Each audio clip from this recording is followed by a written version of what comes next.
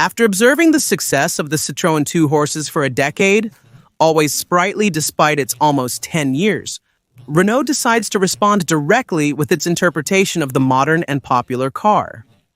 Goodbye to the rear engine and propulsion. Hello to traction, so dear to its competitor with a clear objective: seduce in the city as well as in the countryside the widest possible audience. The result will meet expectations with the Renault 4, affectionately but misleadingly nicknamed 450 by the conquered French.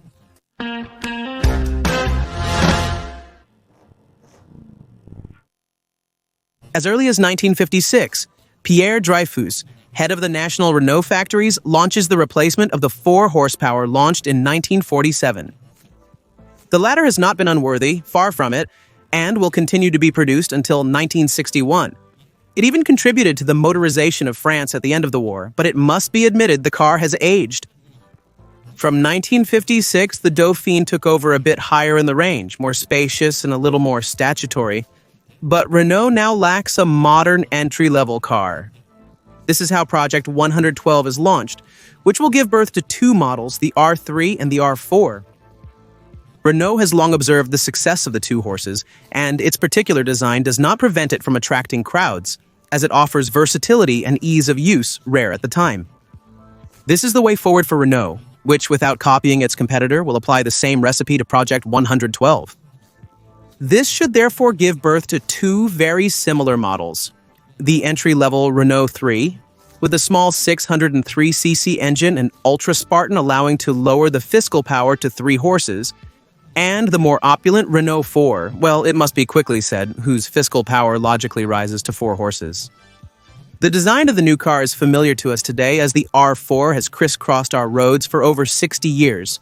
But putting it back in its context, it was particularly innovative at the time. It stands out in the Renault range, which is very much marked by the 50s, between the 4 horses still in production, the Dauphines, Frégats, or even Florida. Better yet, they make the design of the 2 horses look outdated for a while by maintaining certain fundamentals, such as a certain ceiling height, allowing 2 gendarmes to ride with their kepi, and adding others such as a real rag. The design of the R4 will then have a lasting influence on that of the Renault future, R6, R16, and even Renault 20 and Renault 30. The R3 and the R4 are presented to the press in August 1961. The A3, as we said, is presented as a low-cost version on which Renault is heavily relying.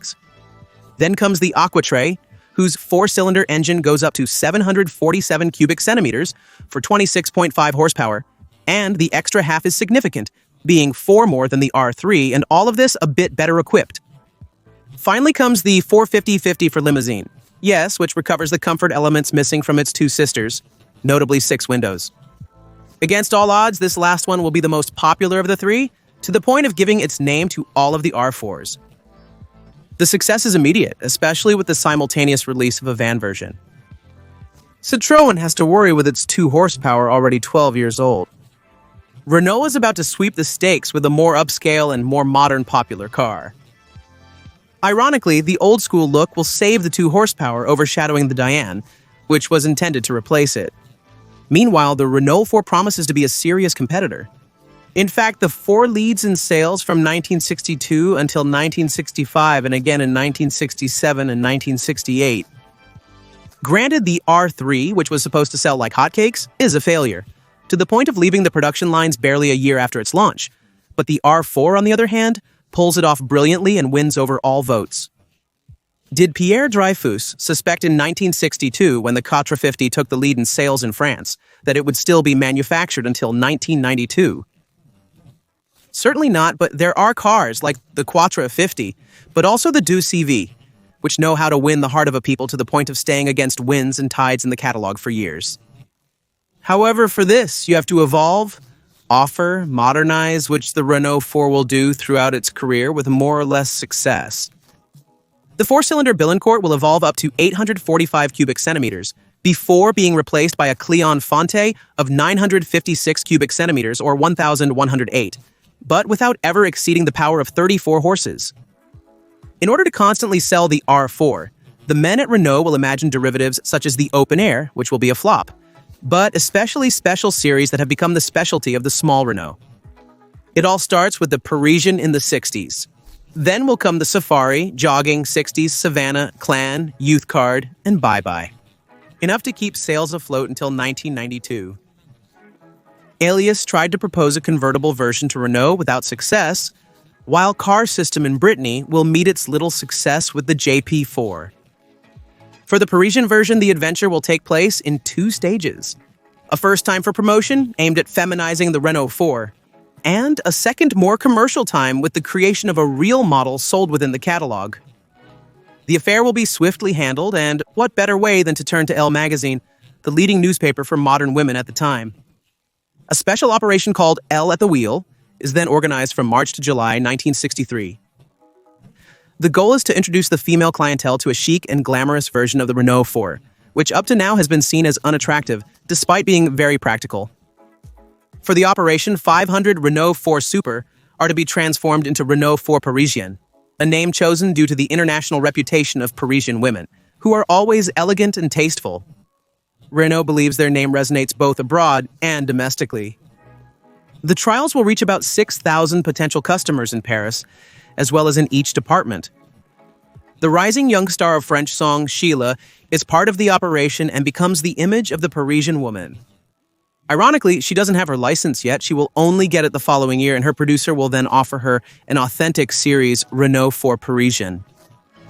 To feminize itself, the prototypes of the small Renault 4, the Parisian, start with a black paint and the choice of a golden caning, hand-painted or a Scottish pattern, either green or red. And following the 48 hours of testing, each driver must fill out a questionnaire allowing the management to consider whether or not to produce such a model in series. The enthusiasm is such that the decision does not take long to fall. The Parisian will join the range from 1964. It is not a special series, in the sense we understand it today, but indeed a full-fledged model of the Renault 4 range. The production version has a slightly less refined decoration. It loses here and there some bits of Scottish or wickerwork, while the latter is now industrially painted and no longer by hand.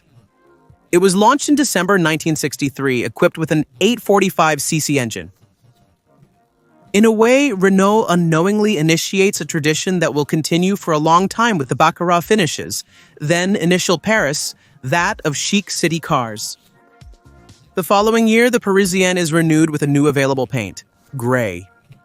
On the other hand, everything changes in terms of paint as black and gray disappear in favor of navy blue, dark green, and burgundy.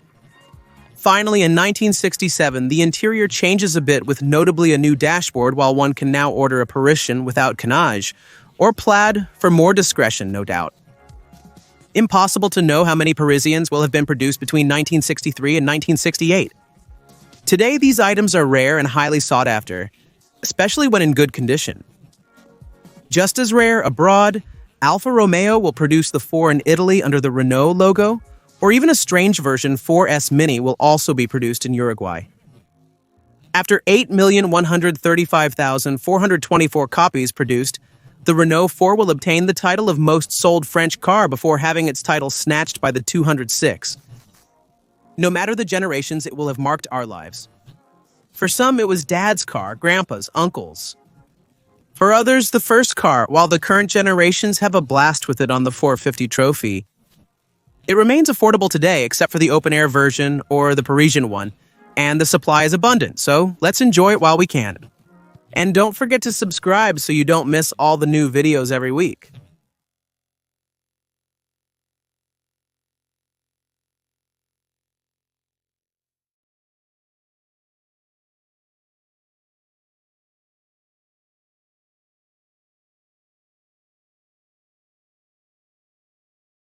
Subtitle 501.